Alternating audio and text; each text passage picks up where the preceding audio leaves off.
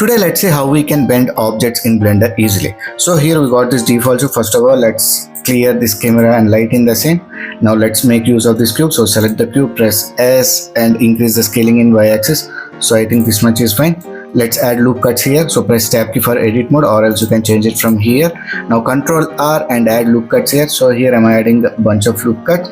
So I think these my loop cuts are fine. Now let's see how we can bend this object. So for that, come to this modifier options, add modifier, deform, and select this simple deform.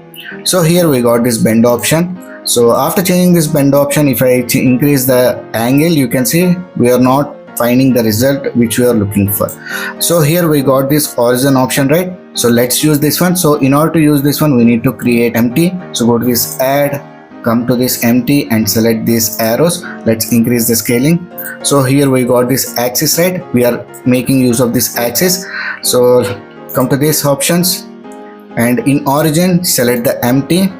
Now let's change this to 0, and if I change this now also, we are not finding any difference. If I change this y-axis, we are not finding the difference, right? So in order to get this bend effect, let's select this axis here and let's change this rotation of x-axis to 90.